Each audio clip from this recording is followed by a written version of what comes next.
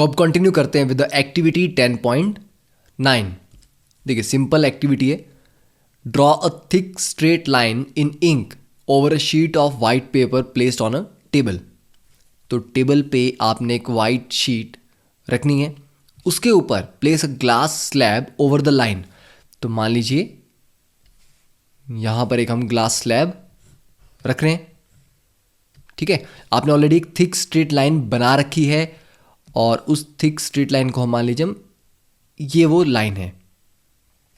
तो glass slab को इसके ऊपर ऐसे रखना है कि one of the edges make an angle with the line, कि लाइन के साथ ग्लास स्लैब का कुछ एंगल बनना चाहिए, ठीक है। ऐसा नहीं रख देना है कि आपने लाइन इस तरह से ड्रॉ की और ग्लास स्लैब इसके ऊपर ऐसे रख दिया, ठीक है। लाइन के साथ कुछ एंगल उसका बनना चाहिए, तो इस तरह से रख सकते हैं। अब ये जो लाइन थी ये आपकी कंप्लीट होगी, जैसे कि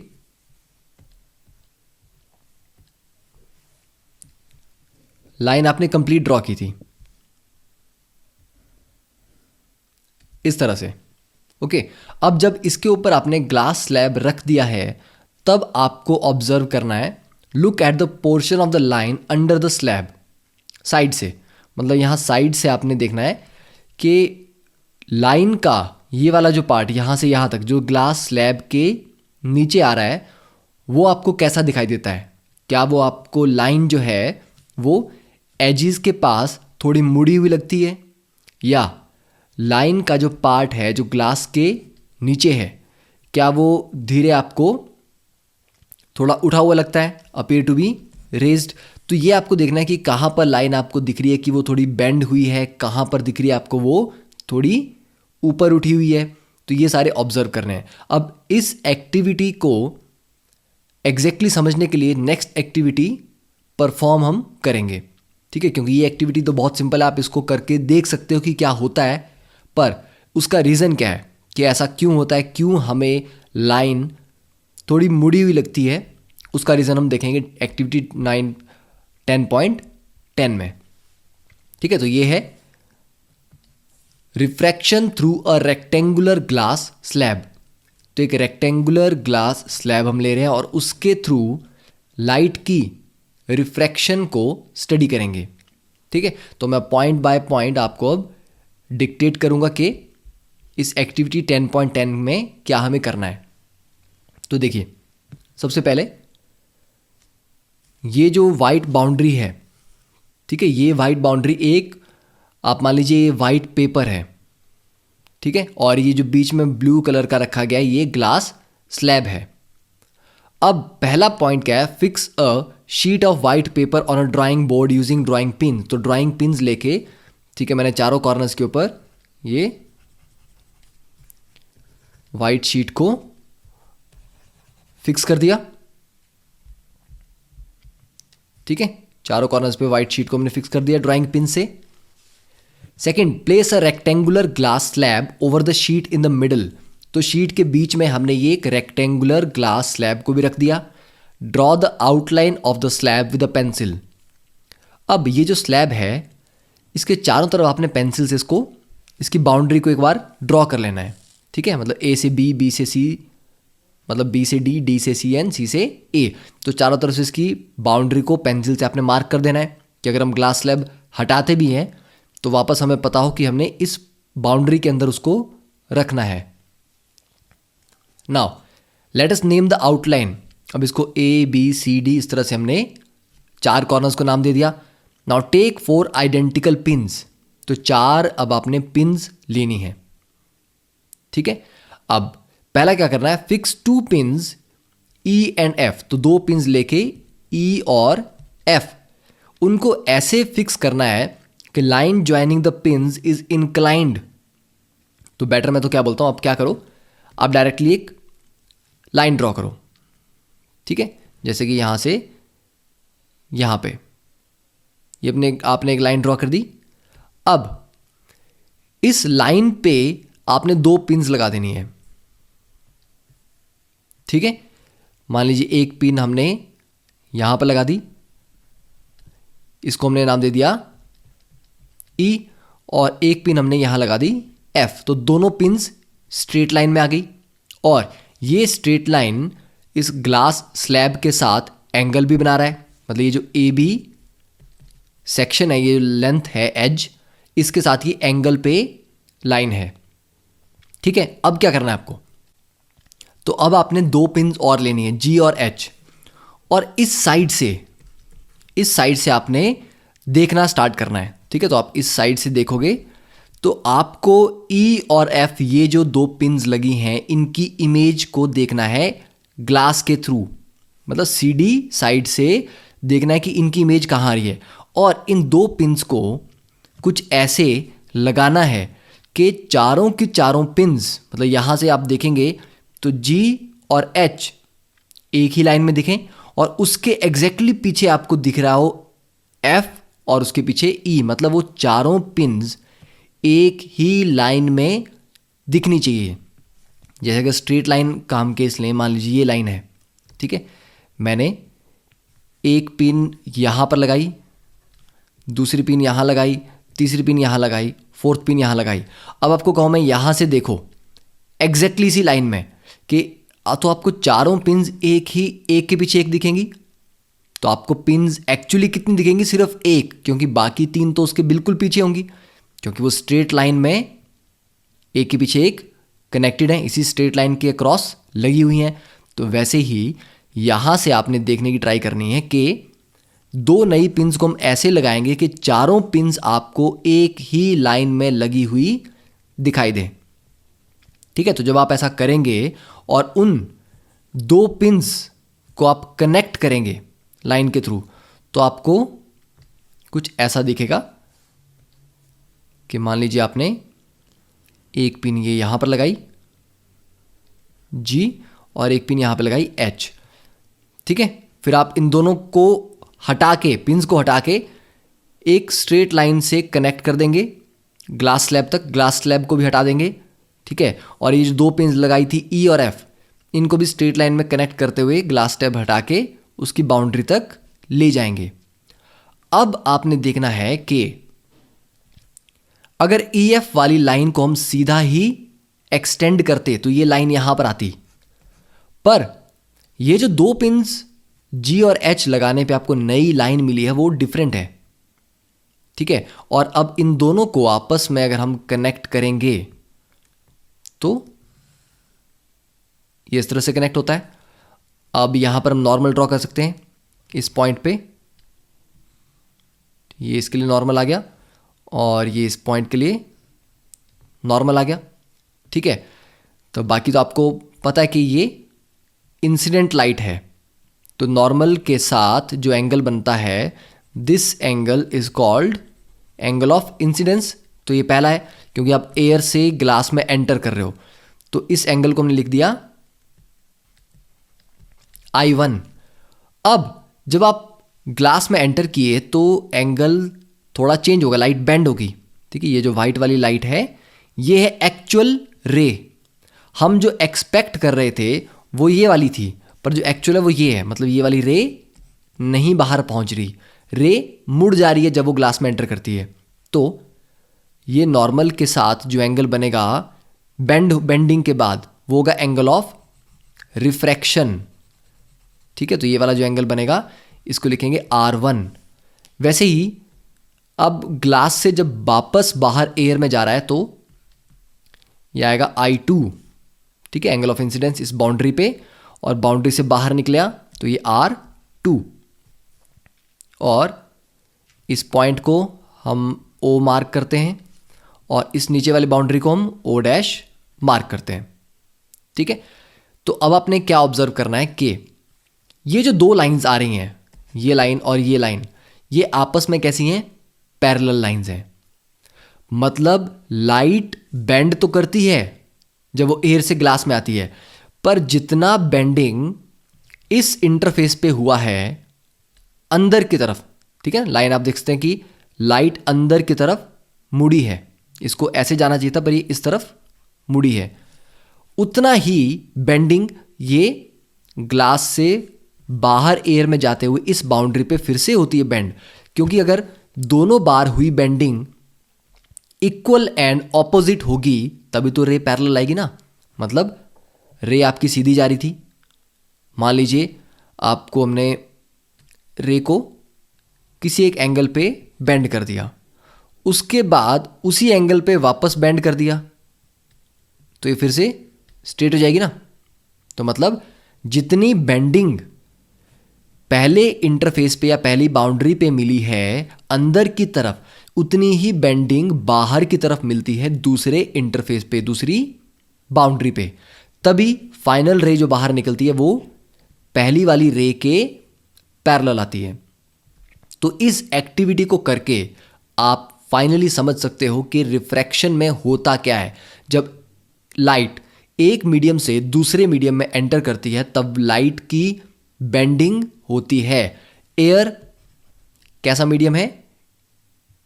it is a rarer medium, इसकी डेंसिटी कम है। ग्लास कैसा है? It's a denser medium. तो जब आप रेयरर से डेंसर की तरफ जाते हो तो नॉर्मल की तरफ बेंडिंग होती है। जब आप डेंसर से वापस रेयरर मीडियम में डाल जाते हो तो नॉर्मल से बाहर की तरफ बेंडिंग होती है। तो ये आपको इस एक्टिविटी में समझ आएगा कि हो क्या रहा है। ठीक है, अब हम डिफाइन करते हैं कि व्हाट इज रिफ्रैक्शन। तो ये समझ आ गया ना कि यहां पर रिफ्रैक्शन हो रही है और आपको क्लियरली दिख रहा है कि हाँ लाइट मुड़ी तभी तो यहां पर आई। अब रिफ्रैक्शन का रीजन क्या है या रिफ्रैक्शन की डेफिनेशन क्या है? देखिए, अलग अलग मटेरियल में, अलग अलग ट्रांसपेरेंट मटेरियल्स में जो एवरेज स्पीड होती है लाइट की वो डिफरेंट होती है। मतलब जब लाइट ग्लास के थ्रू जाएगी तो उतनी स्पीड से नहीं जाएगी जितनी वो एयर में उसकी स्पीड है, या जितनी उसकी वैक्यूम में स्पीड है, या जितनी उसकी प्लास्टिक में स्पीड है। तो एयर में लाइट की स्पीड डिफरेंट है, वैक्यूम में सबसे फास्ट है। ठीक है, एयर में थोड़ी स्लो होती है, ग्लास में और स्लो होती है, प्लास्टिक की बात करेंगे उसमें भी स्लो होती है। ठीक है, तो एक मीडियम से जब हम दूसरे मीडियम में एंटर करते हैं तो स्पीड ऑफ लाइट चेंज होती है। ओके, नाउ तो हम बोल सकते हैं कि light travels at different speeds in different materials. अलग अलग मटेरियल्स में लाइट की स्पीड भी अलग अलग होती है। तो ये चेंज ऑफ स्पीड जो होता है इसी की वजह से लाइट बेंड करती है और उस बेंडिंग को बोलते हैं रिफ्रैक्शन। तो refraction is due to change in the speed of light as it enters from one transparent material और मीडियम टू अनदर। कि एक ट्रांसपेरेंट मीडियम से दूसरे मीडियम में एंटर करने में जो लाइट की स्पीड में चेंज आता है उसी की वजह से वो मुड़ती है, बेंडिंग होती है, और उसी बेंडिंग को हम रिफ्रैक्शन बोलते हैं। ठीक है, अब नेक्स्ट, अब लॉज ऑफ रिफ्रैक्शन। जैसे आपने पहले लॉ ऑफ रिफ्लेक्शन पढ़े हैं वैसे हमारे पास है लॉ ऑफ रिफ्रैक्शन। देखिए, फर्स्ट इज वही चीज है कि incident ray then not reflected, this is refracted.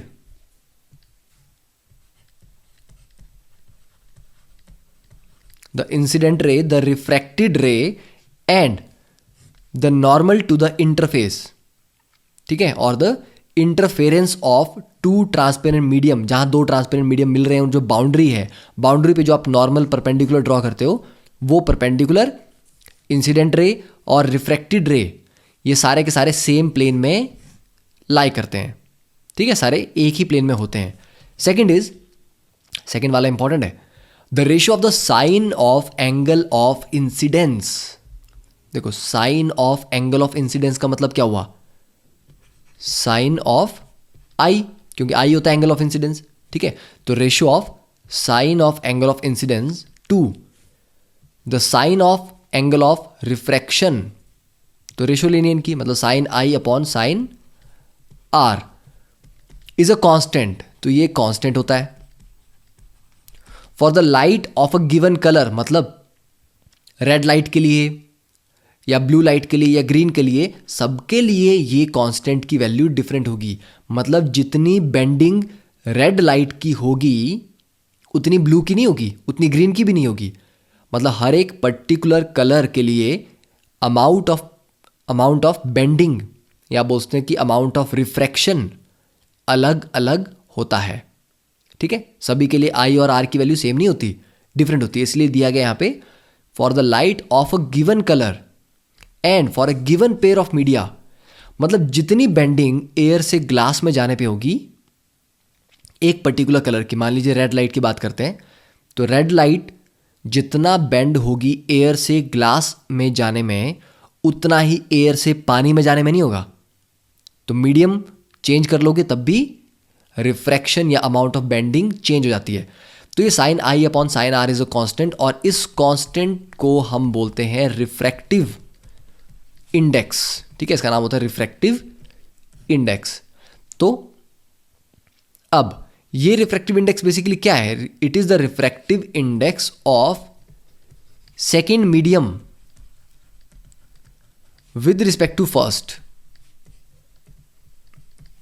ठीक है, तो ये कांस्टेंट क्या है? Refractive index of the second medium जिसमें आप एंटर कर रहे हो with respect to the first medium जिससे एंटर कर रहे हो, मतलब एयर से ग्लास में जा रहे हो, तो ये जो वैल्यू आएगी ये होगा ग्लास का refractive index with respect to air का रिफ्रैक्टिव इंडेक्स। ठीक है, तो अब उसके लिए हमारे को पढ़ना पड़ेगा कि रिफ्रैक्टिव इंडेक्स क्या होता है, ये कौन सी नई प्रॉपर्टी है।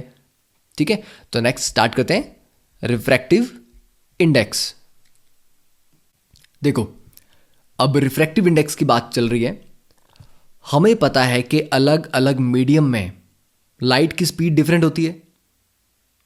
तो क्योंकि लाइट की स्पीड एक मीडियम से दूसरे मीडियम में जाने पे चेंज होती है, इसीलिए तो लाइट बेंड होती है। मतलब बेंडिंग एक तरह से किस पे डिपेंड कर रही है? स्पीड पे। स्पीड चेंज होगी तो बेंडिंग होगी। अगर स्पीड में थोड़ा सा चेंज आएगा तो बेंडिंग भी थोड़ी सी होगी। अगर स्पीड में ज़्यादा चेंज आएगा तो बेंडिंग भी ज़्यादा होगी। तो मतलब अमाउंट ऑफ रिफ्रैक्शन या अमाउंट ऑफ बेंडिंग, आप बोलते हैं कि bending is directly proportional to change in speed, कि स्पीड में कितना चेंज आ रहा है एक मीडियम से दूसरे मीडियम में जाने पे। और दूसरी बात हमने अभी क्या कही कि sine I upon sine R किसके बराबर है? Refractive index of the second medium with respect to first. तो मतलब आई और आर में जितना चेंज आएगा वो बेंडिंग से आएगा, और जितनी ज़्यादा बेंडिंग होगी उतना ही रिफ्रैक्टिव इंडेक्स की वैल्यू भी बढ़ेगी। तो मतलब चेंज इन स्पीड और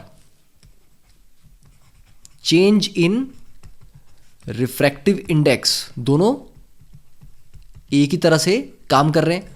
मतलब जब जब स्पीड में चेंज आता है रिफ्रैक्टिव इंडेक्स में भी चेंज आता है, तो मतलब रिफ्रैक्टिव इंडेक्स तो स्पीड पे ही डिपेंड कर रहा है। स्पीड चेंज हुई, रिफ्रैक्टिव इंडेक्स चेंज हो गया। ठीक है, तो उसी के अकॉर्डिंग हम बोल सकते हैं कि value of a refractive index for a given pair of media, media means दो मीडियम। ठीक है, तो एक पेयर ऑफ मीडियम के लिए जो रिफ्रैक्टिव इंडेक्स है वो स्पीड ऑफ लाइट पे डिपेंड करता है कि स्पीड उन दोनों मीडियम में कितनी कितनी है। अब इस डायग्राम में देखिए, यहां पे एयर से हम ग्लास में एंटर कर रहे हैं। ठीक है, ये मीडियम 1 है एयर, ये मीडियम 2 है। तो ये आपका एंगल ऑफ इंसिडेंस आई आ गया, ये एंगल ऑफ रिफ्रैक्शन आर आ गया। ओके, अब एक ध्यान देने वाली बात ये है, जब नॉर्मल के साथ कुछ एंगल बन रहा है तब तो बेंडिंग हो रही है, पर अगर रे आपकी एग्जैक्टली परपेंडिकुलर आ रही है मीडियम पे, मतलब नॉर्मल की ही डायरेक्शन से आ रही है, तो कोई बेंडिंग नहीं होती। बेंडिंग कब होती है? जब आप नॉर्मल के साथ कोई एंगल बना रहे हो अदर देन 0। ठीक है, अगर आपकी रे परपेंडिकुलर आ रही है किसी मीडियम पे, उसकी बाउंड्री पे, तो कोई बेंडिंग नहीं होती, कोई रिफ्रैक्शन यहां पर नहीं होती। ठीक है, तो देखिए अब यहां पर केस है हमारे पास, consider the ray that is coming from medium 1 to medium 2, air से ग्लास में आ रही है। तो मान लेते हैं एयर से जो रे आ रही है, एयर में इसकी वेलोसिटी है v1। ठीक है ना, ये मीडियम 1 था तो इसमें वेलोसिटी v1 है, और ग्लास में जाके इसकी स्पीड होगी v2। ठीक है, स्पीड चेंज होगी। तो रिफ्रैक्टिव इंडेक्स को कैसे डिफाइन करेंगे? देखिए, रिफ्रैक्टिव इंडेक्स को हम डिफाइन करते हैं ऐसे n/1, ये होगा speed of light in medium 1। हाँ, ये ध्यान में रखना, n/1 का मतलब है speed in 1 upon speed in 2। ठीक है, ऐसा मत करना कि स्पीड इन 2 अपॉन 1, ये बिल्कुल उल्टा होता है। ठीक है, तो speed of light in medium 1 upon speed of light in medium 2। Medium 1 में कितनी थी v1, 2 में कितनी है v2, तो मतलब n/1 की वैल्यू होगी v1/v2, तो मतलब n/2 की वैल्यू कितनी होगी v2/v1। ठीक है, अब ये जो लिखा आपने n/1, ये बेसिकली क्या है, it is the refractive index of medium 2, मतलब n/1 का मतलब है refractive index of 2 with respect to 1, with respect to 1। ठीक है, और ये वैल्यू क्या हो जाएगी, ये हो जाएगा रिफ्रैक्टिव इंडेक्स ऑफ कौन से मीडियम का, पहले वाले का, of medium 1 with respect to 2। ठीक है, अब इसमें खास करके जनरली हम एयर के साथ कंपैरिजन करते हैं कि एयर से पानी में एंटर हो रही है रे, या एयर से ग्लास में एंटर कर रही है। तो मोस्ट ऑफ द टाइम एक मीडियम हमारा एयर होता है या वैक्यूम होती है। ठीक है, तो ऐसे केस में क्या होता है, इफ मीडियम 1 इज वैक्यूम और एयर, ठीक है, अगर आप एयर से या वैक्यूम से आ रहे हो तब then refractive index of medium 2 is considered with respect to vacuum only. मतलब एयर हो या वैक्यूम हो, हम दोनों को वैक्यूम मान के ही चलते हैं, क्योंकि बहुत ज़्यादा डिफरेंस उन दोनों में नहीं आता। और इसको बोलते हैं, this is called absolute refractive index. ठीक है, अभी तक जो हम पढ़ रहे थे वो कौन सा था, रिलेटिव। ठीक है, कि एक के रिस्पेक्ट में दूसरा या दूसरे के रिस्पेक्ट में पहला। अगर आप एयर से एंटर कर रहे हो या वैक्यूम से एंटर कर रहे हो, तो जो भी आपकी वैल्यू आती है उसको हम एब्सोल्यूट रिफ्रैक्टिव इंडेक्स बोलते हैं। ठीक है, जैसे कि n/1 है, अगर यहां पर ये 1 एयर है तो ये क्या हो जाएगा, refractive index of 2 with respect to air. तो उसको सिर्फ एयर को हटा दो, सीधा बोल दो रिफ्रैक्टिव इंडेक्स ऑफ 2 ही है ये। ठीक है, तो तब उसको आप सिंपल n/2 ही लिखेंगे, 1 लिखने की जरूरत नहीं है अगर 1 आपका एयर या वैक्यूम है। ठीक है, तो इसके अकॉर्डिंग वैक्यूम में स्पीड ऑफ लाइट कितनी होती है, अगर मान लीजिए n ऑफ किसी भी मीडियम का निकालना है, मुझे कोई मीडियम m लिख देता हूं मैं, तो nm क्या होगा, m की वैल्यू तो नीचे आएगी ना, मतलब स्पीड इन मीडियम जो आप ले रहे हो m, ऊपर क्या आएगा, अगर m के आगे मैंने कुछ नहीं लिखा है तो मतलब ये वैक्यूम की बात हो रही है। ठीक है, या एयर की बात हो रही है, तो वैक्यूम या एयर की बात हो रही होगी, तो ये nm की वैल्यू कितनी आ जाएगी, वैक्यूम में लाइट की स्पीड होती है c, मीडियम में थोड़ी कम हो जाएगी, उसको v ले लेते हैं। तो nm किसी भी मीडियम का एब्सोल्यूट रिफ्रैक्टिव इंडेक्स कैसे कैलकुलेट करते हैं, speed of light in vacuum upon speed of light in that medium. ठीक है, अब यहां पे ये कुछ मटेरियल्स का रिफ्रैक्टिव इंडेक्स दिया गया, देखो एयर का है 1.0003 और वैक्यूम का होता है 1, इसीलिए एयर और वैक्यूम दोनों को हम अप्रॉक्सीमेटली 1 ले लेते हैं। आइस में देखो कितना हो गया 1.31। 1.31 का मतलब क्या है आइस का, इसका मतलब ये आप निकाल सकते हैं यहां से कि आइस में n ऑफ आइस, ठीक है, c अपॉन वेलोसिटी इन आइस। तो आप क्या बोलेंगे कि जो वेलोसिटी है ऑफ लाइट किसमें, आइस में, वो कितनी होगी, वेलोसिटी इन आइस कितनी हो जाएगी, c upon n ice. n of ice कितना दिया गया है, रिफ्रैक्टिव इंडेक्स 1.31। ठीक है, तो c अपॉन 1.31, तो मतलब वेलोसिटी इन वैक्यूम से कम हो गई। तो ये जितना ज़्यादा रिफ्रैक्टिव इंडेक्स बढ़ता जाएगा, जैसे आइस के लिए 1.31 था, फ्यूज क्वार्ट्ज के लिए 1.46, उसमें और स्लो हो जाएगा। तो रिफ्रैक्टिव इंडेक्स जितना ज़्यादा होता जाएगा, इसका मतलब है कि लाइट उतनी ही ज़्यादा उसमें स्लो हो रही है। डायमंड में देखिए लाइट बहुत ज़्यादा स्लो हो जाती है, 2.42, ठीक है। तो आप बोलते हैं ऑलमोस्ट 40 to 45% स्लो हो जाती है speed of light in diamond, ठीक है। तो इतना क्लियर है कि बेंडिंग किस लिए हो रही है, क्योंकि मीडियम, एक मीडियम से दूसरे मीडियम में जाने पे लाइट की स्पीड चेंज होती है। स्पीड चेंज होने की वजह से उनका रिफ्रैक्टिव इंडेक्स भी बेसिकली मीडियम्स का चेंज होता है, और इसीलिए बेंडिंग होगी। जितना ज़्यादा चेंज आएगा रिफ्रैक्टिव इंडेक्स में, उतनी ही ज़्यादा बेंडिंग होगी। अब जितनी बेंडिंग एंट्री पे होती है, उतनी एग्जिट पे भी होती है, ठीक है ना। यहाँ एंट्री पे जब एयर से हम ग्लास में एंटर किए, तो जितनी बेंडिंग हुई, ग्लास से वापस एयर में जाने पे फिर से उतनी ही बेंडिंग होगी। इसीलिए जो पहली रे थी, दिस रे, ये वाली रे और ये वाली रे दोनों कैसी हैं, पैरेलल, ठीक है ना। क्योंकि यहां पर जितनी बेंडिंग टुवर्ड द नॉर्मल हुई, उतनी यहां पे ये रे ऐसे जानी चाहिए थी, तो उतनी बेंडिंग यहां पे अवे फ्रॉम द नॉर्मल हो गई। इसीलिए फाइनली जो रे बाहर निकली है ग्लास को क्रॉस करके, वो पैरेलल है इंसिडेंट रे के। तो यहाँ पर ये जो टेबल में कुछ वैल्यूज दी गई हैं, ये आपको याद नहीं करनी है, जस्ट आपको आइडिया देने के लिए दिया गया है कि डिफरेंट डिफरेंट मटेरियल्स में स्पीड कैसे कैसे चेंज करती है। और एक बहुत खास बात जो एनसीईआरटी ने मेंशन भी यहाँ पर की हुई है, that is an optically denser medium, optically denser medium may not be or may not possess greater mass density,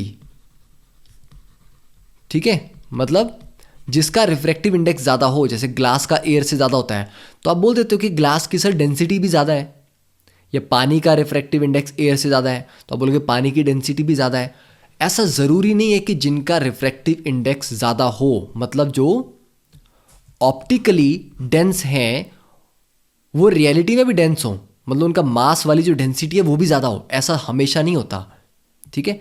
for example आप ले सकते हैं केरोसिन एंड वाटर, ठीक है। तो केरोसिन का यहां पर अगर हम देखें वैल्यू कितनी है, केरोसिन की 1.44, तो केरोसिन ऑप्टिकली ज़्यादा डेंस है क्योंकि इसका रिफ्रैक्टिव इंडेक्स ज़्यादा है वाटर से, जो कि 1.33 है। पर केरोसिन पानी के ऊपर तैरता है, ठीक है ना। तो केरोसिन मास डेंसिटी में तो पानी से हल्का है, पर ऑप्टिकली ज़्यादा डेंस है। तो ऑप्टिकली डेंस होने का मतलब ज़रूरी नहीं है कि मास डेंसिटी भी ज़्यादा हो, ओके। और ये पैराग्राफ आप पढ़ सकते हैं। मोर टू नो, यहाँ पर कहानी यही लिखी गई है कि the ability of a medium to refract light is expressed in terms of its optical density. कौन कितना ज़्यादा रिफ्रैक्टिव इंडेक्स रखता है या उसकी ऑप्टिकल डेंसिटी कितनी ज़्यादा है, वो उतना ही लाइट को बेंड कर सकता है, ठीक है। तो ये मास डेंसिटी से डिफरेंट है, दोनों चीज़ें सेम नहीं है। हम दो वर्ड यूज़ करते हैं, rarer medium and denser medium. Rarer का मतलब जिसका रिफ्रैक्टिव इंडेक्स कम है, डेंसर का मतलब जिसका रिफ्रैक्टिव इंडेक्स ज़्यादा है, ठीक है। और जब भी रेयरर से डेंसर में आप एंटर करते हैं, टुवर्ड्स द नॉर्मल बेंडिंग होती है। देखो, the speed of light is higher in a rarer medium than a denser medium. तो जब रे ऑफ लाइट रेयरर से डेंसर की तरफ आती है, इट बेंड्स, ये पहले बार स्लो होगी, and bends toward the normal. और जब ये डेंसर से रेयरर में जाती है, ये bends away from the normal, ये पॉइंट याद रखना है। और जब परपेंडिकुलर आती है तो वो कोई भी बेंडिंग शो नहीं करती। अब आपके लिए, घर के लिए, ये 5 क्वेश्चन हैं जो आपको प्रैक्टिस करके आने हैं, सॉल्व करके आने हैं। तो नेक्स्ट सेशन में हम इनको डिस्कस करेंगे। और आपके लिए एक अच्छा सा क्वेश्चन है, रिफ्रैक्शन तो हो गया, ठीक है, कि लाइट की स्पीड चेंज होती है तो लाइट बेंड होती है, पर स्पीड चेंज होने से बेंड होने की क्या ज़रूरत है? क्या ऐसा नहीं कि लाइट वैसी सीधी सीधी चलती रहे और कम स्पीड के साथ एंटर कर जाए बिना बेंड किए हुए? बेंड होने का मतलब क्या है? स्लो ही होना है ना, ठीक है, स्लो ऐसे हो जाओ। बेंडिंग क्यों ज़रूरी है? तो इस पर सोचना कि बेंडिंग क्यों रिक्वायर है, बेंडिंग ही क्यों करनी पड़ती है जब भी स्पीड चेंज होती है। बिना बेंड किए स्पीड क्यों चेंज नहीं हो रही? ठीक है, या जब परपेंडिकुलर आप आते हैं, जब भी हमारे पास लाइट किसी मीडियम पे परपेंडिकुलर पड़ती है, जैसे यहाँ पर ये वाला केस है, इस केस में तो बेंडिंग नहीं हो रही, स्पीड तो चेंज हो रही है ना। ग्लास में आप आ रहे हो तो लाइट की स्पीड स्लो हो रही है, ग्लास से एयर में जाने पे फिर से फास्ट हो रही है। यहाँ बेंडिंग क्यों नहीं हुई? एंगल पे आने पे ही बेंडिंग क्यों होती है? तो इसका आंसर हम डिस्कस करेंगे नेक्स्ट सेशन में। Okay, thank you.